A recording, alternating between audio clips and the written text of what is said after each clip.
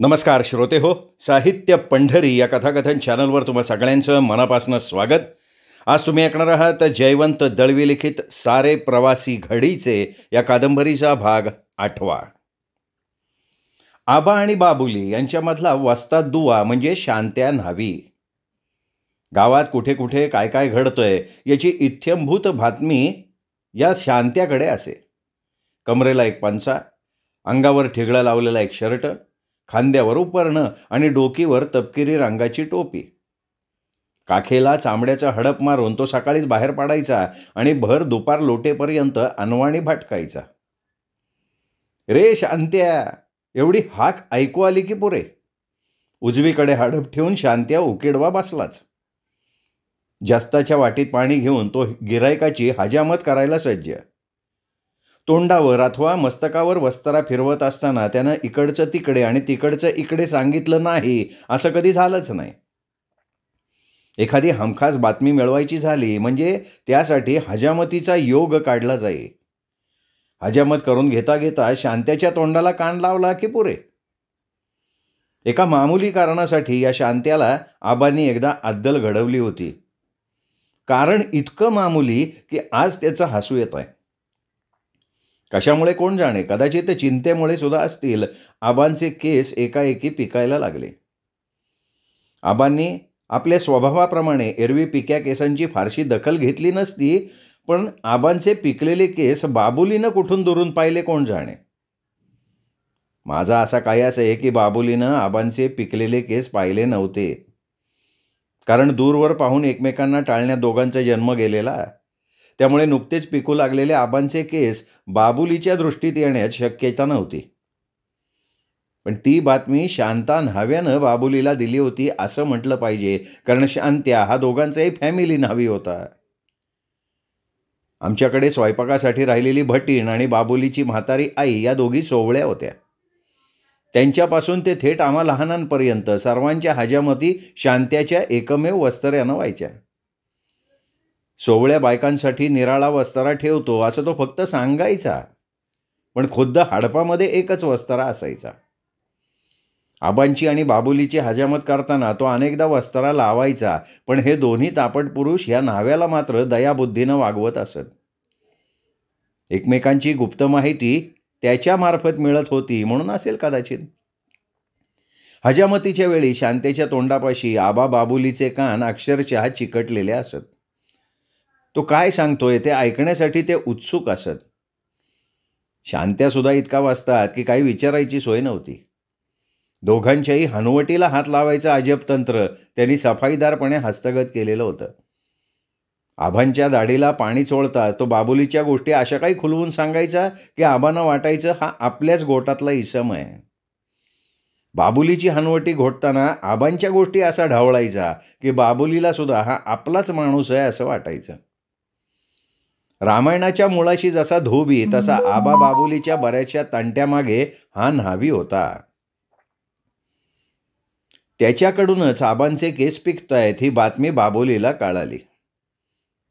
वास्तविक केस पिकले यात विशेष काय होतं? कितीतरी लोकांचे अकाली किंवा वयपरत्वे केस पिकतात. पण आबांचे केस पिकले या गोष्टीचं बाबुलीला महत्त्व वाटलं. त्यांच्या पिकल्या केसाची तो जाहीर टिंगल करायला लागला. माझ्याशी लढता लढता आबा म्हातारा झाला, त्याचे केस पिकू लागले. आता गावात सावरीच्या कापसाला तोटा नाही. सावरीच्या कापसाच्या उश्या हव्या असतील तर आबांना भेटा. अशा अनेक लंब्या चवड्या गप्पा बाबुली रवळनाथाच्या देवळात घोळवायला लागला. इतकंच काय, पण सावरीच्या कापसाचा दर मणाचा भाव काय अशी चौकशी करणारी कार्डंसुद्धा तो आबांना पाठवायला लागला. हे सगळं बाबुली करत होता म्हणून केवळ आबांनी आपल्या पिकल्या केसांची गंभीरपणे दखल घेतलेली होती. केस काळे करण्यासाठी वेगवेगळी तेलं शांत्याच पुरवायला लागला. तेलाच्या बाटल्या अधिक खपाव्यात म्हणून बाबुली काय काय बोलतो ते आबांच्या कानावर घालायला लागला आणि याचा परिणाम असा झाला की दिवसातून 2-3 वेळा आबांच्या डोक्याला तेल चोळण्याचं काम माझ्यावर आलं. शेवटी तेलाचा परिणाम झटपट न झाल्यामुळे दुपारी जेवण आटोपल्यावर तासभर आबांचे पिकलेले केस उपटण्याचीही आपत्ती माझ्यावर ओढवलेली होती. मला तंबी देऊनही दुपारी केस काढताना मी झोपतो म्हणून आबांनी पुढे बक्षीसही लावलेलं होतं. दर 100 पिक्या केसास 1 डब्बू पैसा असा दर त्यांनी लावला होता. पण पुढे पूर्वी काढलेले पिके केस मी साठवतो आणि पुन्हा मोजून पैसे उपटतो हे त्यांच्या ध्यानी येतात त्यांनी बक्षिसाची योजनाच रद्द करून टाकली. यातून एक गोष्ट चांगली मात्र झाली. आपले केस पिकतायत ही बातमी शांत्यानंच बाबुलीला कळवली असली पाहिजे असा त्यांना रास्त संशय आला. कसा कोण जाणे, पण संशय आला एवढं खरं. पण शांत्याला हजामतीच्या कामावरनं काढून टाकायचा विचार त्यांच्या मनात आला नाही, कारण शांत्याकडून कळत असत त्या गोष्टी कळायला हव्या होत्या ना. पण केसांची बातमी दिल्याबद्दल कधीतरी किरकोळ सजा देऊन शांत्याला जिरवण्याचा विचार आबांनी पक्का केला. त्याच सुमाराला बाबुलीला अंडवृद्धीचा विकार झाडला होता. ती बातमी मला समजतात धोत्रातल्या पपनसाचा भाव काय आणि पपनसं डझनावारी घेतली तर सवलतीचा भाव काय अशी चौकशी करणारी कार्ड मी बाबुलीला पाठवायला लागलो. त्यामुळे आधीच बाबुली बेजार होऊन गेला. तेवढ्यात आबांनी शांत्याला मध्ये घेतलं. एकदा रविवारी शांत्या दाढी करत असताना आबा म्हणाले, शांत्या एक काम असा करशीन. आता ह्या काय विचारणं झाला, तुमचं अन्न खाणारो माणूस मी. या बघ, बाबुलीन मुंबईहून पपनसाचा नवीन बी आणलासा, त्यातला थोडा बी माका आणून दे. माका म्हणून सांगू नको हां, तुका म्हणून घे. सवयीप्रमाणे शांत्या गप्प राहिला. आधेली दितलंय, माका फुकट बी नको. पैशाचा सोडा आणतोय मी बी, पण पपनसाचा हां. आबांनी त्याला पुन्हा आठवण दिली. आबांची दाढी आटपून शांत्या बाबुलीच्या घरी गेला. बाबुलीची दाढी आटोपताच तिथेच ओट्यावर रेंगाळत राहिला. स्वतःच्याच दाढीचे खुंट उपटत उभा राहिला आणि आधेलीच्या आशेनं म्हणाला, धनियानू थोडा पपनसाचा बी होया. बाबुलीच्या डोक्यातनं संतापाची जबरदस्त सणक गेली. बाबुलीचा लालबुंद झालेला चेहरा शांत्याच्या नजरेत येण्याआधी त्याच्या कंबरड्यात दानदिशी लाद बसली आणि काखेतल्या हाडपासकट शांत्या ओट्याच्या खाली ओंडक्यासारखा कोलमडून पडला. दुसरी लाद बसण्याआधी आपली धोपटी कशीबशी सांभाळत तो ढोंगणाला पाय लावत जो पळाला तो थेट आमच्या ओट्यावर विश्रांतीसाठी आडवा झाला. तेव्हा आम्ही पोट धरून हसलो. पण हे कशामुळे झालं हे मात्र शांत्याला बरेच दिवस कळलेलं नव्हतं. आबांनीही त्याला बरेच दिवस काही कळू दिलं नव्हतं. उलट तुला मारल्याबद्दल फिर्याद नोंदवायची असेल तर बोल, मी माझ्या खर्चानं खटला चालवतो अशी ऑफर मात्र आबांनी शांत्याला दिली. पण ही ऑफर शांत्यानं स्वीकारली नाही. 2 बड्या धेंडात स्वतःला चिरडून घ्यायची त्याची तयारी नव्हती. सर्वांच्या दाढीला पाणी चोळण्यात त्याचा जन्म गेला होता. त्याला आबांच्याही दाढीला हात लावायचा होता आणि बाबुलीच्याही दाढीला हात लावायचा होता. अखेरपर्यंत त्यांनी यशस्वीरित्या दोन्ही दगडींवर पाय ठेवलेले होते. शांत्या मोठा वस्ताद माणूस. त्यांनी मला सुद्धा 1-2दा चांगलं बनवलं होतं. पहिल्या प्रथम मी बनलो, पण मग एकदा त्याला चांगली अद्दल घडवली. गंमत अशी झाली, आमच्या पानवेलीपेक्षा बाबुलीच्या परसातल्या पानवेली माजलेल्या होत्या. एकेका पोफळीवर वेल नुसते तरारून माजले होते. त्या मानानं आमच्या पानवेली अगदीच रोडावल्या होत्या. ते सहन न होऊन मी एक दुष्कृत्य करायला उद्युक्त झालो. एक दिवस आमच्या परसात खड्डा खणून ठेवला आणि मग भर रात्री लपत छपत बाबुलीच्या परसात घुसलो. एकामागून एक अशा पानवेली झपाझपा ओरबडून काढल्या आणि त्या साऱ्या खड्ड्यात पुरून टाकल्या. आता बाबुली काय करतो हे बघण्यासाठी मन उत्सुक झालेलं होतं. तेवढ्या दुपारी 3-3:30च्या सुमाराला शांत्या नावी आला. शांत्या येताच मला आश्चर्य वाटलं, कारण एकदा धोपटी घेऊन सकाळी बाहेर पडलेला शांत्या पुढ्यात बसेल त्याची खरडपट्टी करून दुपारी 12 वाजता घरी जायचा. त्यानंतर तो फारसा इथे तिथे दिसत नसे. म्हणून बोडक्याला टुवाल गुंडाळून आलेल्या शांत्याला बघताच मला आश्चर्य वाटलं. शांत्याशी काही बोलायच्या आधी त्यांनी माझ्या लक्षात येईल अशा पद्धतीनं ढेकर दिला. काय रे शांत्या, आज जेवण जड झाला काय? आज प्रसादाचं कोंबडो खाल्लो. त्यांनी पुन्हा एकदा ढेकर दिला.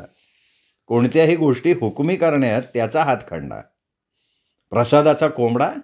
माझी जिज्ञासा जागृत झाली.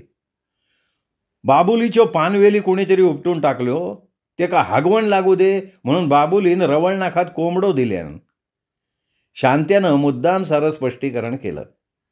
हजामती करण्याबरोबर देवाला कोंबड्या द्यायचंही काम तो करत असे. त्यासाठी त्यांनी स्वतः कोंबड्या पाळल्या होत्या. ₹1.25 दिला की एका कोंबडीला पकडायचा, दोरीनं पाय बांधायचा आणि कोंबडी उलटी धरून देवळाचा रस्ता धरायचा. मुद्दाम कोंबडी हलवत हलवत जायचा. म्हणजे मग वाटेत भेटणारे लोक कोण, कशासाठी कोंबडी देतंय याची चौकशी करायची. त्यांना तपशील पुरवत शांत्या देवळात जायचा. त्यामुळे देवाला कोंबड्या देण्याच्या त्याच्या धंद्याची जाहिरात व्हायची आणि गावात कुठे काय घडतंय याचीही सगळ्यांना माहिती मिळायची. शिवाय त्याला घरचंच कोंबडं खायलाही मिळायचं. पण ज्या अर्थी उपटून टाकलेल्या पानवेलीबद्दल बाबुलीनं देवीला कोंबडं दिलं हे सांगायला शांत्या मुद्दाम आमच्या घरी आला, त्या अर्थी त्याला माझा संशय होता हे माझ्या लक्षात आलं. पण मी तसा हार गेलो नाही. बाबुलीच्या पानवेली मी ओरबडल्या हे मी त्याच्यापाशी अजिबात कबूल केलं नाही. पण शांत्याला खुंटा हलवून घट्ट करायचा होता. तो म्हणाला, जेनी पानवेली तोडली हो तेका 2 कलकात हगवण सुरू होतली. रवळनाथाचो कोप भारी प्रखर. तरी मी हटलो नाही, काही बोललो नाही. मग शांत्या निघून गेला. पण तो गेला तरी माझं मन मात्र मला खात होतं. रवळनाथावर एवढी श्रद्धा होती की त्याच्या कोपामुळे मला हगवण लागेल का काय या भीतीनं मी अस्वस्थ झालो. त्यानंतरच्या 2-3 तासात मी तांब्या घेऊन सारखा धावायला लागलो. पोटात दुखत नव्हतं तरी दुखल्यासारखं वाटायला लागलं. आता आणखीन थोडा वेळ थांबलो तर हगवण लागेल या धसक्यानं शेवटी संध्याकाळी शांत्याच्या घरी गेलो आणि आत्ताच्या आत्ता उलटमुठ मारण्यासाठी रवळनाथाच्या पुढ्यात कोंबडं मार असं सांगून मोकळा झालो. रवळनाथापुढे ताबडतोब कोंबडं मारलं म्हणजे पोटदुखी तात्काळ थांबेल असं मला वाटायला लागलं. पण ताबडतोब कोंबडं मारायला शांत्या तयार झाला नाही. तो म्हणाला, कोंबडा रात्रीच मारला तर उलटमूठ बरोबर बसत नाही, तर दोपारीच मारू खाया. पण बाबुलीनं मारलेल्या कोंबडीचा जोर कमी करण्यासाठी त्यांनी घरच्या घरी रवळनाथाला गाऱ्हाणं घातलं. उद्या दुपारी कोंबडा कापीना असंही त्या गाऱ्हाण्यातनं देवाला आश्वासन दिलं. मग घडाभर पाणी त्याच्या माझ्या पायावर ओतलं. आत गेला, चुलीतली राख थोडीशी आणली, माझ्या टाळूवर फुंकली आणि ₹1.25 कनवटीला लावून देवस्कीचं कार्य पूर्ण केलं. त्यानंतर हगवण मात्र लागली नाही. पण थोड्याच दिवसात शांत्याची लबाडी उघडकीला आली. मला हगवण लावतो असं बाबुलीला सांगून त्यांनी कोंबडं मारायला म्हणून ₹1.25 बाबुलीकडनं उपटला.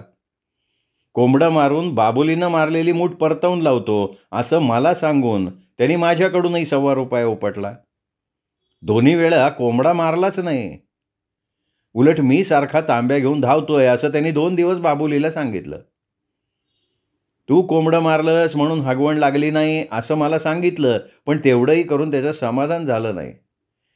मी उलट मूठ मारण्यासाठी ₹1.25 देत होतो, पण ते पैसे आपण घेतले नाहीत असं बाबुलीला सांगून त्यांनी त्याच्याकडनं नुकसान भरपाई म्हणून आणखीन ₹1.25 घेतला. या साऱ्या प्रकरणामुळे पानवेली मी तोडल्या हे बाबुलीला कळालं आणि पुढच्या 2-4 दिवसात आमच्या परसातल्या पानवेली नाहीशा झाल्या. मला मात्र हा सगळा मार मुकाटपणे सहन करावा लागला, कारण शांत्याला बडवावं तर त्यांनी आबांकडे का गाळी केली असती आणि जे झालं ते सगळं त्यांना कळलं असतं. मग मला मार खायला लागला असता. कारण बाबुलीच्या परसात जाऊन त्याच्या पानवेली मी तोडल्या हे आबांना अजिबात आवडलं नसतं. शिवाय कोंबडं मारायला दिलेला ₹1.25 मी चोरून आणला होता. म्हणून नाईलाजानं मला शांत्याची गय करावी लागली. पण हा राग मी मनात ठेवून होतो. त्यात पुन्हा आणखीन एका प्रसंगाची भर पडली. शांत्याची लबाडी 2दा उघडकीला आली. श्रावणात देवळासमोर दरवर्षी दही काल्याचा उत्सव असे.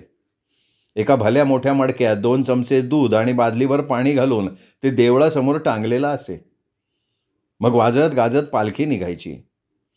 पानपतावर जमल्यासारखी मडक्याखाली भाऊ गर्दी जमायची आणि मग सर्वांसमक्ष आबा काठीनं ते मडकं फोडायचे. त्या मडक्यातलं दुधाळ पाणी अंगावर घेण्यासाठी आणि मडक्याची कवची मिळवण्यासाठी लोक नुसते धडपडायचे. कवची मिळाली म्हणजे घरच्या गोठ्याला बरकत येते, दूध दुभते वाढते अशी सर्वत्र समजूत होती. त्यामुळे काही क्षण त्या जागी नुसती रणधुमाळी माजायची. त्या रणधुमाळीत घुसून कवची हस्तगत करण्याचं धाडस मला होत नसे, पण कवच मिळावी अशी तर जबरदस्त इच्छा असे. एकदा मी शांत्याला आगाऊ सांगून ठेवलं की मडक्याच्या एका कवचीला 1 पैसा देईन. दही काल्याची गर्दी ओसरतात शांत्यानं माझ्या हातात 4 तुकडे दिले आणि 1 आणा कनवटीला लावला. पण ते तुकडे सुके होते हे बघून मला संशय आला आणि तो संशय खरा ठरला.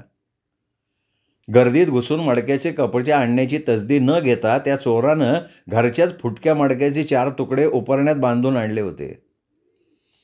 त्यामुळे शांत्याला चांगली अद्दल घडवावी असं सारखं वाटत होतं. त्यानंतर एका आठवड्यात ती संधी चालूनही आली. एकदा आबांची दाढी करण्यासाठी सकाळी सकाळी शांत्या आला. दाढी उरकली, घाईघाईनं बाबुलीकडे गेला. येताना आमच्या गोठ्यातल्या खुंटीवर त्यांनी एक पिशवी टांगली होती, ती तो विसरला का ती तो पिशवी बाबुलीकडून आल्यावर नेणार होता हे नाही माहिती. पण शांत्याची पाठ वळताच माझी जिज्ञासा जागृत झाली. मी पिशवीत काय आहे ते चोरून पाहिलं. कागदात गुंडाळलेली परदेशी दारूची बाटली होती. कोणाला तरी देण्यासाठी म्हणून त्यांनी ती आणली होती. हा चोरटा धंदा तो पूर्वीपासून करायचा. आबांनी पूर्वी अनेकदा त्याच्याकडनं अशा बाटल्या घेऊन पोलीस अधिकाऱ्यांना दिल्या होत्या. गोव्यातनं तो या बाटल्या आणायचा. मला शांत्याची जिरवायची एक कल्पना सुचली. एका तांब्यात मी हळदीचं पाणी तयार केलं आणि बाटली घेऊन चोरट्या पावलांनी गोठ्यात गेलो. कोणतीही गोष्ट चोरून करण्यासाठी गोठा ही जागा उत्तम असते. मी बाटली उघडली, त्यातली दारू गायरीत ओतून दिली. दारूऐवजी बाटलीत हळदीचं पाणी भरून ठेवावं असा विचार होता. तेवढ्यात गाईनं शेपूट वर केलं. त्या सरशी एकदम डोक्यात कल्पना चमकली. तांब्यातलं हळदीचं पाणी ओतून मी तांब्यात गोमूत्र भरलं आणि ते बाटलीत ओतलं. बाटलीचं बुच लावून टाकलं. बुचावरची बेगड चिकटवून ठेवली आणि बाटली कागदात गुंडाळून ती जागच्या जागी ठेवून दिली. बाबुलीकडनं घाईघाईनं शांत्या परत आला आणि पिशवी घेऊन तरातरा निघून गेला. ही बाटली तो बाबुलीला देईल आणि गोमूत्र तोंडात गेल्यावर बाबुली त्याला लाथेनं बडवील असा माझा कयास होता. पण तो कयास साफ चुकला.